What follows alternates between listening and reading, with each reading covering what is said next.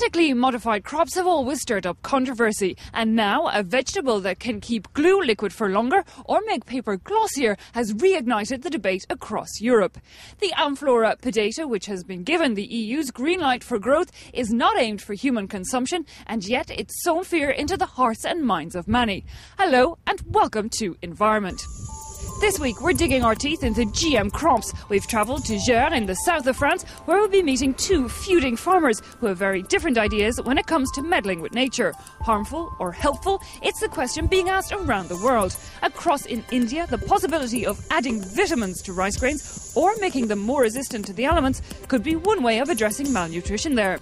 And finally, you've heard of blood oranges, but what about blood carrots? Another hot potato here in France is a debate over the future of ancient varieties of vegetables.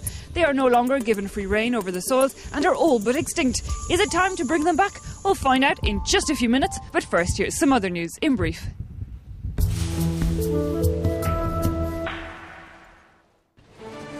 No ban on the bluefin tuna.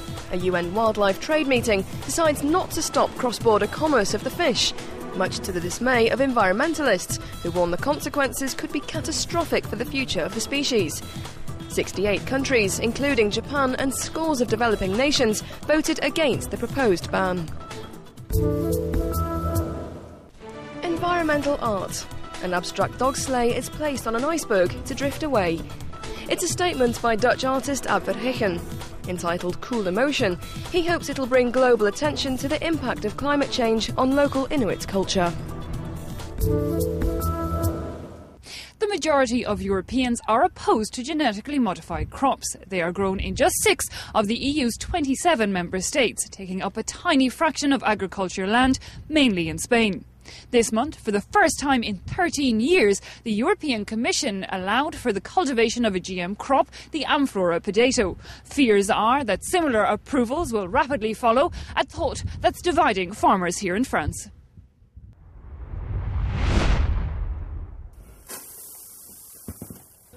Nothing but bare barley for these racehorses. Their breeder, Pierre de la Serbe, once fed them genetically modified corn. The best fodder that can be found, he says, as it offers the benefits of maize without the risk of mycotoxins that make the natural variety too dangerous. Horses cannot handle corn that isn't perfect. I have seen neighbours' horses die from bad corn.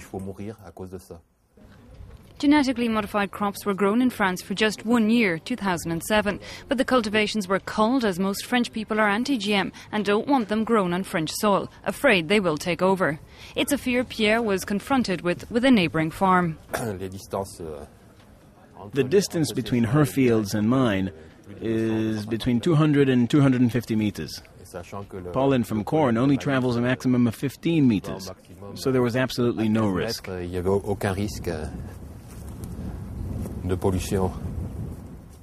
Pierre also points out that when growing GM crops, a strict protocol had to be followed, sowing 20 metres of natural corn around the modified version to act as a natural net to catch any pollen that might be airborne. But down the road, Sylvie Colas remains unconvinced. Driven by the tests of GM crops in the region, she's gone organic. The goal first and foremost is traceability. We had lots of problems in the region of Gers.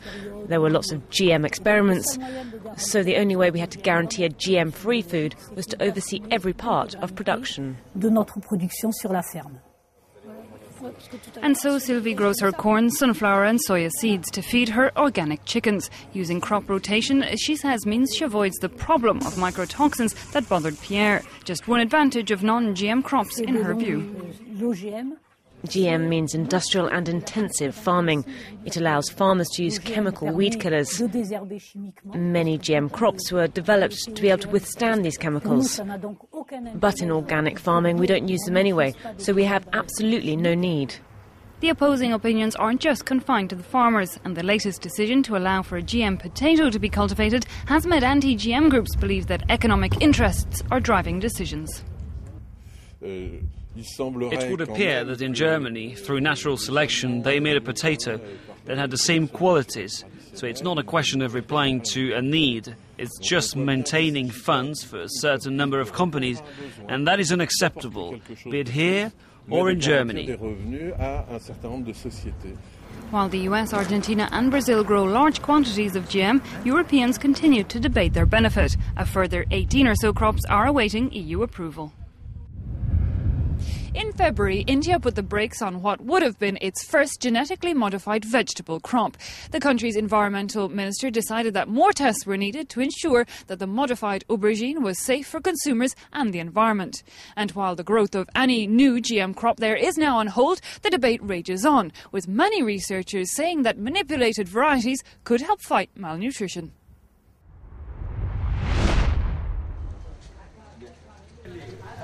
It's lunchtime in the eastern state of Orissa, and as elsewhere in India, that means rice. Few meals here are complete without it. The problem is 3/4 of the country eats little else, which means millions of Indians are malnourished. Like here in the remote village of Pipinya, eye doctors holding an outreach clinic say the impact of a poor diet is clear.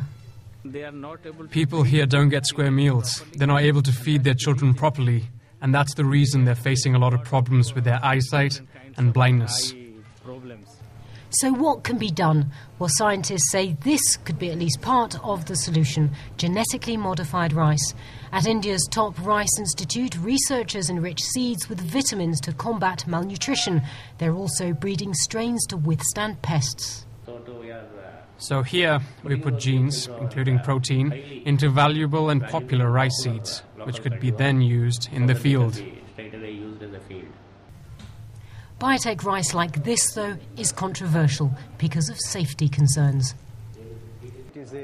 Health and environment risks are genuine concerns, but so far, none of the studies that we've conducted have shown anything harmful for the environment as well as for human health. But opponents of GM rice aren't convinced. They say farmers should be developing the many existing rice varieties which withstand diseases. They say biotech rice is too risky and should never be legalized. The environment will be spoiled. It'll be contaminated with the genes from GM seeds. There will be very serious health problems, and because of that, I think that our people are going to suffer. Whether or not GM rice becomes a reality, a solution must be found before malnutrition casts an even longer shadow over India's golden countryside. Well, after all that debate over new crops, we turn now to a forgotten lot. Here in this greenhouse, cherry tomatoes are about to sprout, a variety we all know well. But according to a leading UK research organisation, Garden Organic, during the last century, over 90% of fruit and vegetable varieties have disappeared. Here in France, the battle to bring back the old and ring out the new is gaining momentum.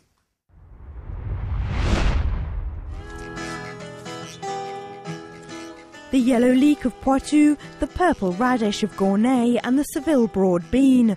There are hundreds of vegetables that are now all but extinct. Some green-fingered Frenchmen want to bring them back to life. This is the blood carrot that became popular in the 19th century. Now it's starting to reappear, and we're the ones who are bringing it back. He carefully packages rare carrot seeds for sale, but there are limits on where they can be sown. The seeds are reserved for domestic gardeners, but there's a huge demand from professionals, especially from organic farmers trying to find new markets and use these crops to innovate. The old varieties are essential to a more natural form of farming. They're part of the world's heritage, but in the last century, over 3/4 of agricultural biodiversity has been lost. Here we have an ancestor of wheat called midonier, which is nearly blue. We have hard wheat from Italy, which makes bright yellow pasta, really colourful and tasty. The hope is that France will lift its ban on these ancient crops. Well, that brings us to the end of this edition. A big thanks to everyone who worked on it, and notably our producer, Young Jim. Thanks also to you at home for having watched it. I hope you enjoyed, and I'll see you again next time.